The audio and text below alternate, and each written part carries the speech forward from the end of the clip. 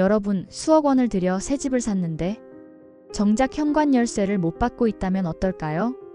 집값은 다 냈는데 문 앞에서 발만 동동 굴러야 한다. 이런 황당한 일이 지금 강남 한복판에서 벌어지고 있습니다.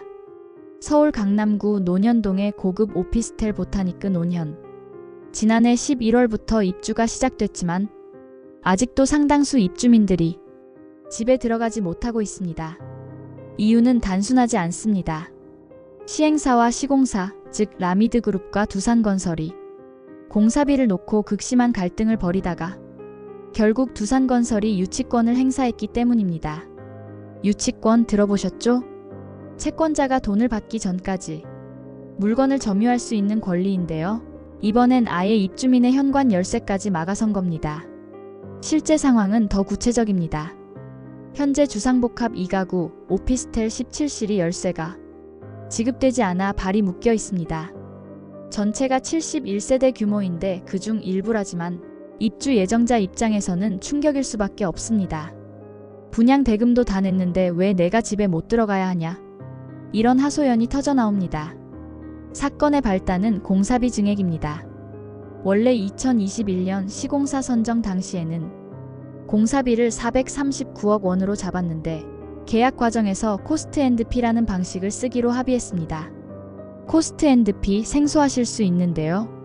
쉽게 말해 공사 원가의 일정 비율의 수수료, 즉 이윤을 얻는 방식입니다. 대형 공장이나 해외 프로젝트에서 쓰던 건데 최근 건설비 폭등에 맞춰 국내 재건축 재개발 현장에도 적용되기 시작했습니다. 문제는 여기서 생겼습니다. 두산건설은 공사 마무리 후 정산 과정에서 621억 원을 요구했습니다. 당초 견적보다 182억 원, 무려 42%가 뛴 금액입니다. 시행사 라미드그룹은 처음 계약할 때 총액 상한은 439억 원으로 못 박았다. 그 이상은 못 준다라고 맞섰습니다. 반대로 두산건설은 상한가란 입찰 당시 견적이 아니라 최종 설계도 기준으로 코스트 앤드 피 방식으로 산정한 금액을 뜻한다며 팽팽히 맞서고 있죠. 결국 두산건설은 지난달부터 유치권을 행사했습니다. 시행사가 공사비 증액분을 지급하지 않았다는 이유로 미분양 물량 일부의 열쇠를 아예 막아버린 겁니다. 두산 측은 그 집들은 애초 미분양이라 임대나 분양 대상이 아니었고 시행사가 몰래 임대를 놓으려 해서 유치권을 걸었다고 주장합니다. 시행사 라미드그룹은 말도 안 된다. 처음부터 유치권 걸고 열쇠 안 줘서 분양도 임대도 아무것도 못했다고 반박합니다. 여기서 중요한 건 단순히 두 회사의 갈등이 아니라 그 사이에서 애꿎은 입주민들이 피해를 보고 있다는 사실입니다. 집주인들은 입주 준비를 마쳤는데 열쇠를 못 받아 집에 들어가지 못하는 상황. 생각만 해도 답답하지 않으세요? 내가 왜 시공사, 시행사 싸움에 끼어야 하냐는 불만이 커지고 있습니다. 이런 공사비 갈등, 사실 이번이 처음이 아닙니다. 최근 1년에서 2년 사이 건자재값 폭등, 인건비 상승으로 전국 곳곳에서 유사한 분쟁이 이어지고 있습니다. 한국건설기술연구원 자료를 보면 2019년 대비 올해 건설공사비 지수가 32%나 뛰었습니다. 시멘트, 철근, 인력 모두 올랐죠.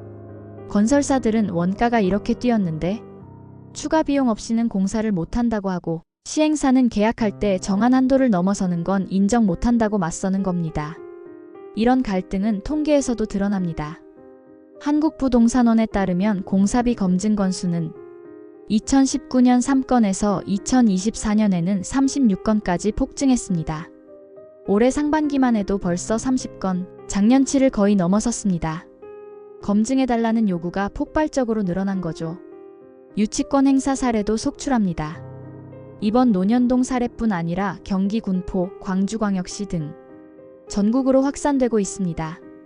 열쇠를 못 받는다, 상가 문을 못 연다. 같은 얘기들이 여기저기서 터져나옵니다. 여러분, 여기서 드는 의문. 코스트 앤드 피라는 계약 방식이 애초에 분쟁을 줄이려고 도입된 거 아니었나? 맞습니다. 그런데 왜 오히려 갈등이 커졌을까요? 이유는 우리나라 제도 미비에 있습니다. 미국이나 유럽은 코스트 앤드 피 계약을 맺을 때 원가 산정 기준, 인정할 수 있는 추가 이윤 항목을 계약서에 상세히 열거합니다. 그러니 나중에 계산할 때 논란이 덜하죠. 하지만 한국은 아직 경험이 짧고 표준계약서 가이드라인도 없어 혼란만 키우는 상황입니다. 시행사 라미드그룹은 두산건설이 맹목적으로 비용을 부풀려 이윤을 붙이고 있다. 검증 절차도 없으니 도덕적 해이까지 생긴다고 주장합니다. 반대로 두산건설은 우리는 정해진 방식대로 산정했을 뿐이고 시행사가 상호 협의나 계약 해지를 하지 않은 게 문제라며 맞섭니다. 전문가들은 뭐라고 할까요? 서진영 광운대 교수는 결국 발주처의 불신이 근본 원인이라고 지적합니다. 국토부가 지금처럼 단순 검증 위주가 아니라 중재 역할을 적극적으로 해야 한다는 지적도 나옵니다. 정리해보면 이렇습니다. 보타니크 노년 사태는 단순히 강남 고급 오피스텔 몇 세대 문제가 아닙니다. 전국적으로 반복되는 공사비 갈등의 축소판입니다. 계약 구조가 불투명하고 표준화되지 않다 보니 시공사, 시행사 갈등이 고스란히 소비자, 즉 입주민들에게 전가되고 있는 겁니다. 여러분은 어떻게 생각하시나요? 공사비 올랐으면 당연히 더 줘야 한다가 맞을까요?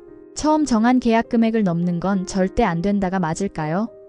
그리고 중요한 건 이런 싸움에서 애꿎은 입주민들이 피해를 보지 않도록 제도가 더 정교해져야 한다는 점 아닐까요?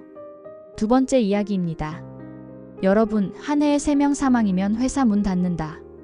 이런 얘기 들으면 어떠세요? 듣기만 해도 충격적인데 지금 정부가 발표한 새 노동안전종합대책의 핵심이 바로 이겁니다. 고용노동부는 앞으로 연간 산재 사망자가 3명 이상 발생한 법인에 대해 영업이익의 최대 5%를 과징금으로 때리고 공공입찰 제한, 등록 말소까지 가능하다고 밝혔습니다. 사실상 퇴출 명령에 가깝죠. 건설업계는 당장 패닉에 빠졌습니다. 지금 건설 경기가 어떤지 아시죠?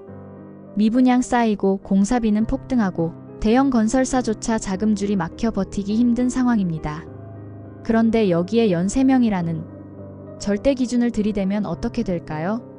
업계 관계자들은 사업장 규모, 근로자 수, 작업 난이도를 전혀 고려하지 않은 잣대라며 강하게 반발합니다. 실제 현장 이야기를 들어보면 더 생생합니다. 한 대형 건설사 관계자는 이렇게 말했습니다. 공항이나 교각 같은 대형 인프라 사업은 지하 작업, 수중 작업, 고소 작업이 필수예요. 위험성이 높지만 사회적으로 꼭 필요한 사업입니다. 그런데 한 해에 3명만 사고가 나도 과징금 폭탄이라니 누가 이 공사에 뛰어들겠습니까? 여러분도 한번 생각해보세요. 현장이 150개인 대형사와 30개인 중견사가 똑같이 연 3명 기준을 적용받는 게 과연 합리적일까요? 차라리 만인율, 즉 근로자 1만 명당 사고 비율 같은 상대적 지표가 더 합리적이지 않았을까요? 이 규제가 발표되자 대형 공공사업에서 벌써 기피 현상이 나타나고 있습니다. 서울 서부선 경전철 사업 올해 착공 목표였는데요.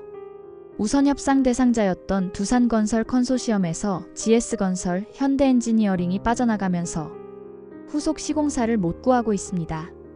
가덕도 신공항도 마찬가지입니다. 현대건설이 정부가 제시한 84개월 공사기간으론 안전을 보장하기 어렵다. 최소 108개월은 필요하다고 요구했다가 거절되자 결국 참여를 포기했습니다. 결국 문제는 공기와 공사비입니다.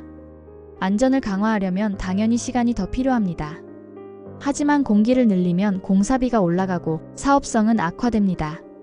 적자 위험이 커지는 데다 중대재해처벌법까지 적용되면 건설사 입장에선 수지타산이 전혀 맞지 않게 되는 거죠. 여러분도 뉴스 보실 때 왜 공공사업 입찰이 자꾸 무산되지? 궁금하셨을 겁니다. 바로 이런 이유가 깔려 있습니다. 정부는 또 다른 규제도 내놨습니다. 도급 계약 시 원청의 예방 의무를 더 강화했습니다. 설계서에 공기 산정 기준을 명시하고 폭염 같은 기상재해도 공기 연장 사유로 넣으라는 겁니다. 여기에 산업안전보건관리비도 단계적으로 인상하고 비용 계상 책임을 원청에 지우겠다고 했습니다. 한마디로 안전을 위해 돈을 더 쓰라는 건데요. 업계는 큰 사업장은 안전관리비 1%만 늘어나도 수백억 원이 추가된다며 울상입니다. 착공조차 안 한 사업들이 공사비를 재산정해야 하는 상황이 벌어질 거라는 겁니다. 결국 이 비용은 어디로 갑니까? 분양가로 전가될 수밖에 없습니다.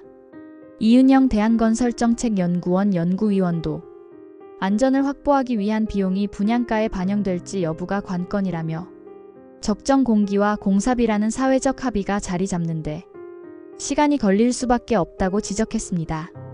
여기서 또 하나 법안 혼란 문제도 큽니다. 지금 국회의 건설안전특별법을 비롯해 중대재해 관련 법안들이 난립하고 있습니다. 업계에선 중복 처벌에 대한 공포가 크다. 누가 컨트롤타워 역할을 해서 기준을 정리해줘야 한다고 호소합니다. 실제로 건설업계는 이미 한계 상황입니다. 지난해 건설사 부도 건수는 2019년 이후 최대치인 29건을 기록했습니다. 한국건설산업연구원 자료에 따르면 건설업 매출액 증가율은 4분기 연속 하락했고 올해 건설업 취업자 수는 200만 명 아래로 무너졌습니다. 여러분, 건설업은 단순히 건설사만의 산업이 아닙니다. 협력업체, 주택사업, 금융까지 줄줄이 얽혀있는 산업입니다. 한번 영업정지나 면허 취소가 떨어지면 그 여파는 수조원 규모의 연쇄부도로 번질 수 있습니다. 정리해보면 이렇습니다. 정부의 이번 대책은 안전을 강화하겠다는 분명한 취지에서 나왔습니다. 하지만 업계 입장에서는 안전보다 생존이 먼저다라는 절박한 목소리가 터져나오고 있습니다. 여러분은 어떻게 보시나요? 사람 목숨이 달린 문제인데 당연히 강하게 규제해야 한다는 쪽이 맞을까요?